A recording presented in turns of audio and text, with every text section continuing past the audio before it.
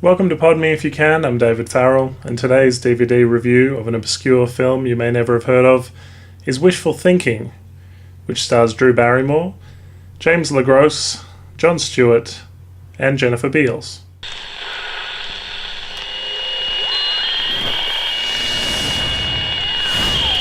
The 1997 film Wishful Thinking is directed by Adam Park, who primarily is a post-production supervisor, so this is the only thing he's written and directed, and I'm assuming it was some kind of passion project for him. The film is made by Miramax, who in the 1990s were putting out lots and lots of these kind of arty films. So just to get into the plot now, the film is told from three perspectives. One is Max, played by James Gros, Elizabeth, played by Jennifer Beals, and Lena, played by Drew Barrymore. Now, Elizabeth is a vet, and in the opening scene of the film, pretty much meets our hero, who's Max, played by James Gros. He is saving a dog and running the dog into the vet. It's not his dog, and he gets beaten up in the process for rescuing it. Look, pretty much, there's a film writing book called Save the Cat by Blake Schneider, and he tells us that in order for us to like our hero, that we should see some act as, to endear us to him, like saving a cat. However, he's saving a dog, obviously, and he's not likable at all, which is a major problem through this film. Elizabeth, as I said, she's a vet. They date for 2 years, and she wants to get married, but for all the wrong reasons, like everyone else is getting married. And, she's the last one in her family who's not married. So she thinks that would be a good idea. He's a film projectionist at a black and white cinema where they only play black and white movies, and there's never a single patron in there.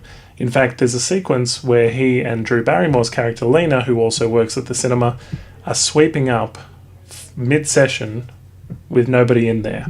So it's a very unpopular art house cinema.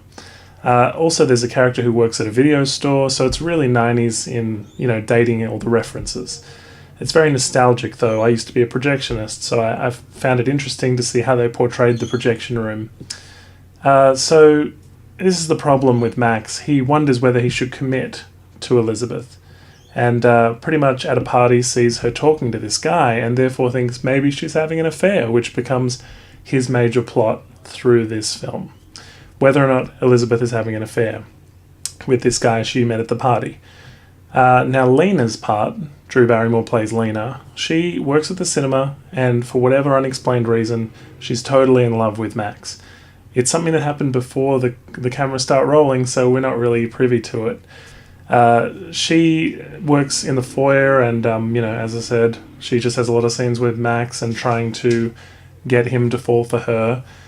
Elizabeth, the third act, she is the third perspective in this stylish kind of set of threes, and she is constantly denying the fact that she's cheating on Max with this guy, because she's not cheating with that guy. She's cheating with Jon Stewart, who has the only real humor in the film.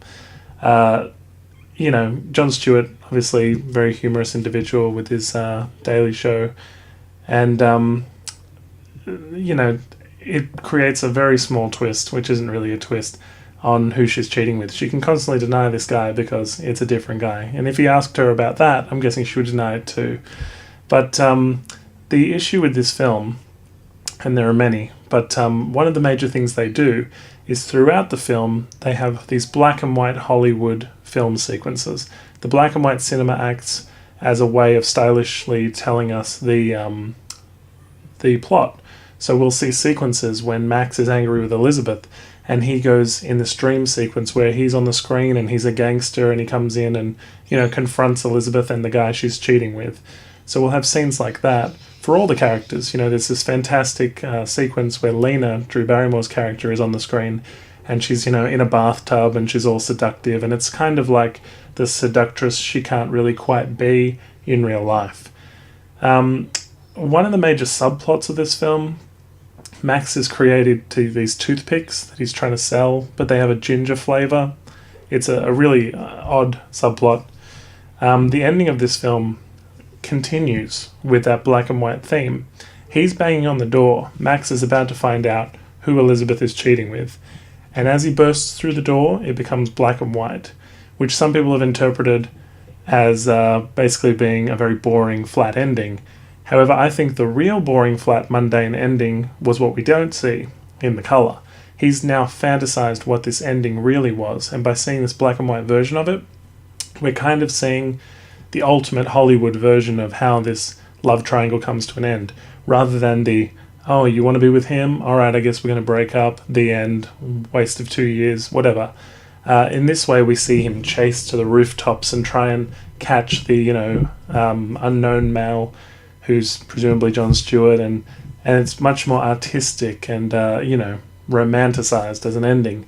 So if you kind of look at it like a Hollywood dream sequence, it's whatever ending that he imagines, pretty much, because they're all his imaginary sort of fantasies.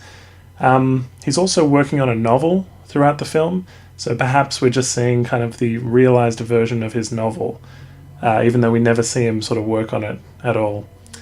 He's very off-putting, this character played by James Gros. Now, the thing is, in Pod Me If You Can number 34, I did Gun Crazy, which also starred Drew Barrymore and James Gros.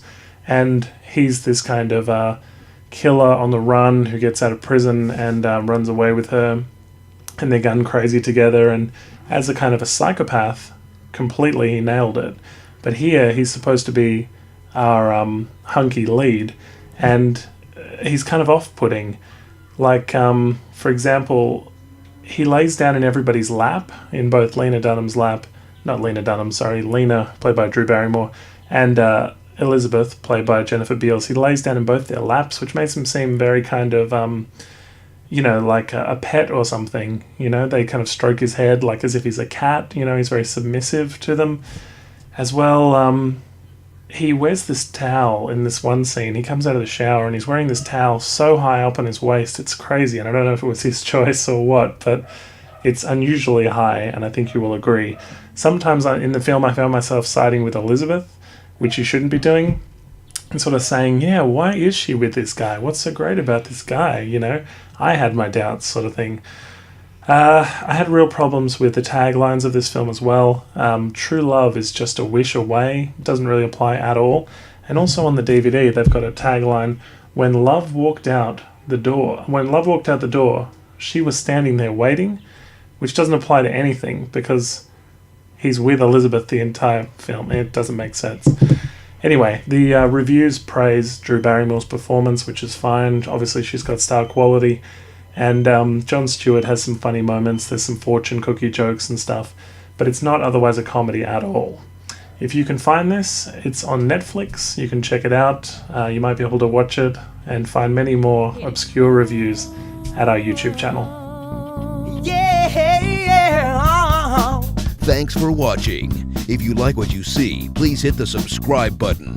Like us on Facebook and follow us on Twitter. Check out our podcast at www.podmeifyoucan.com.